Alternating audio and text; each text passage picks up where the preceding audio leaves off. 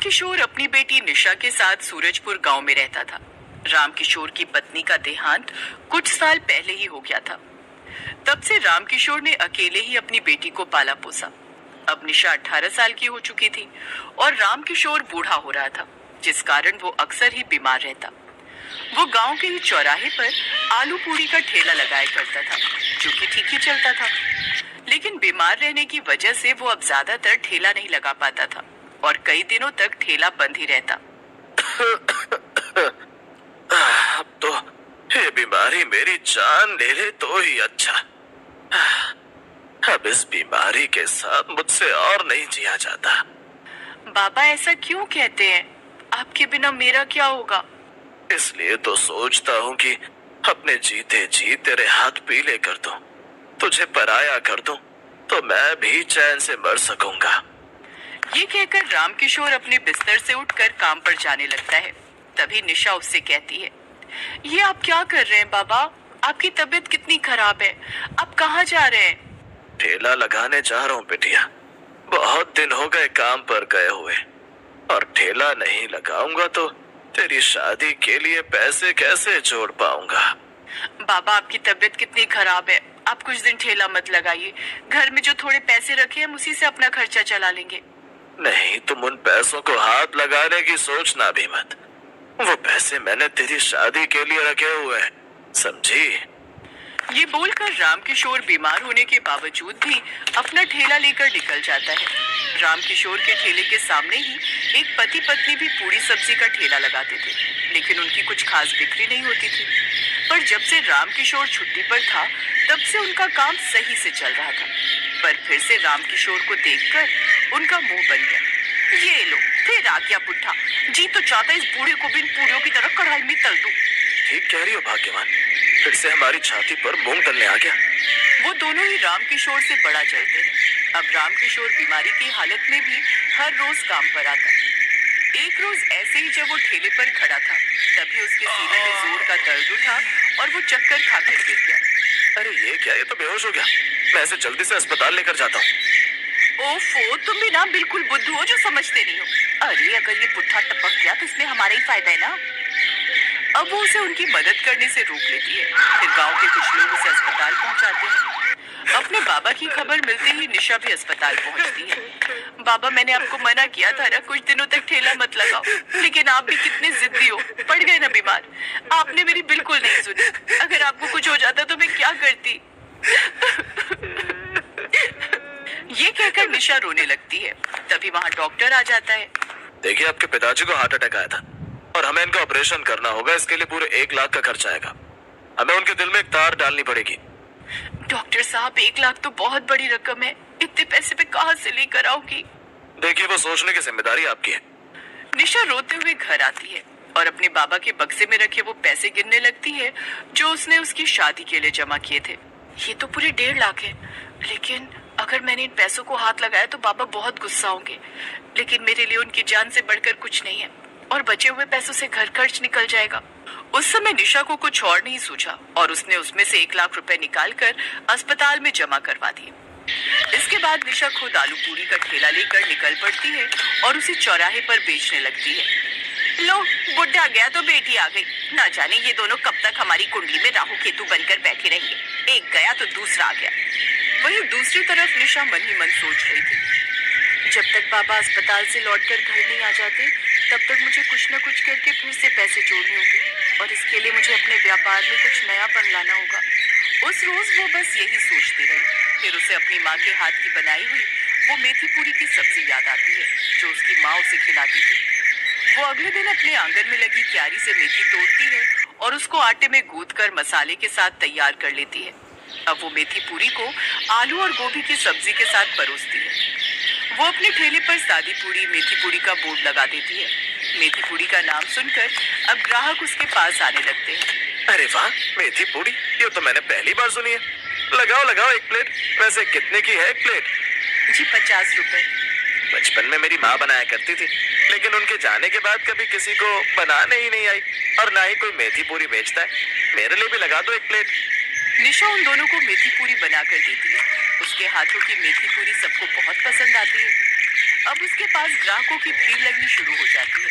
अब उसकी अच्छी कमाई हो जाती है। ऐसे कुछ दिन तक चलता रहा, लेकिन ये देख अब ममता और मोहन उससे जलने लगते हैं।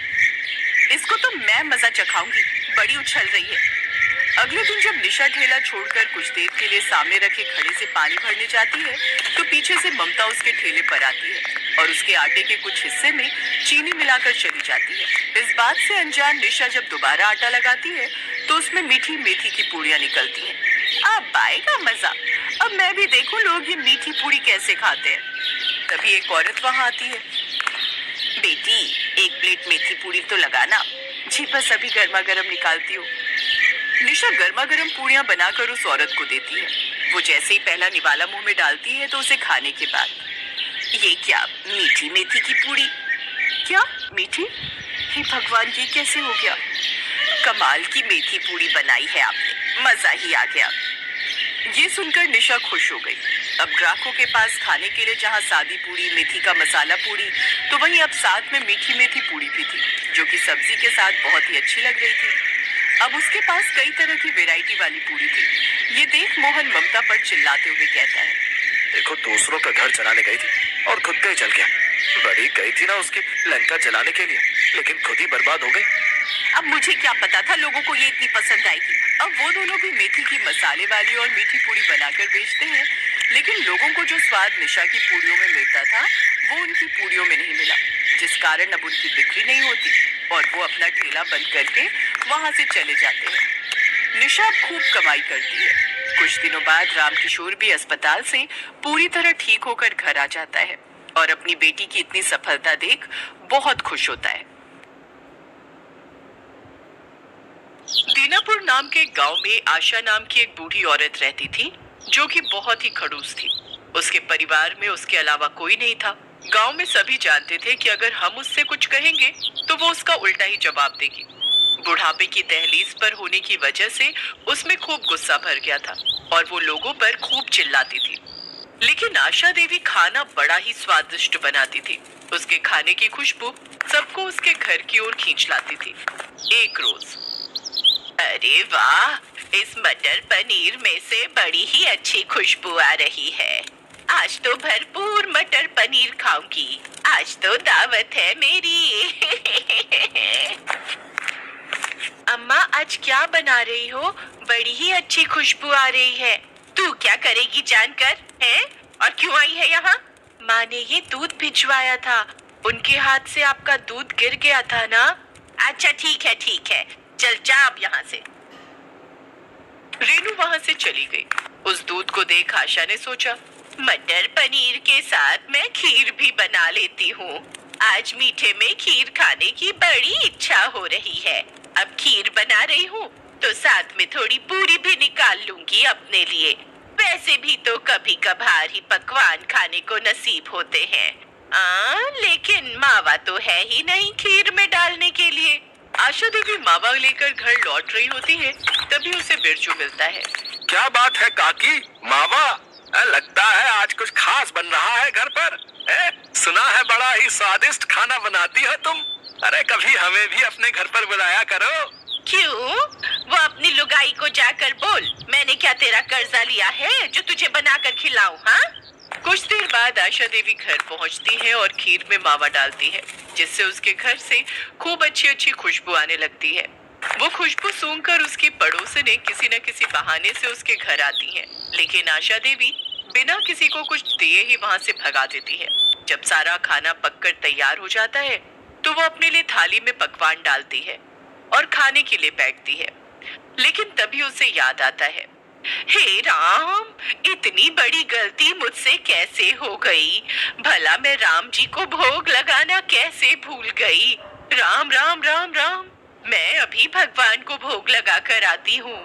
आशा देवी जब भी कुछ अच्छा बनाती तो भगवान को उसका भोग लगाने मंदिर जरूर जाती। उस रोज भी वो एक थाली में भोग निकालकर मंदिर चढ़ाने ले गई। क्या बात है काकी, आज क्या भोग लगाने आई हो भगवान को? आज पकवान बने हैं तो सोचा भगवान को भोग लगा दूं। भगवान के साथ साथ कभी ब्राह्मण को भी भोजन करवा दिया करो। तुम तो रहने ही दो पंडित, तुम्हारी जीभ कितनी चटोरी है, ये सब हम अच्छे से जानते हैं।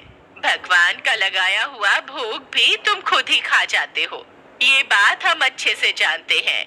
इसीलिए आज मैं खुद भगवान को भोग लगाऊंगी। ये सुनकर गुस्से में पंडित वहाँ से चला जाता है।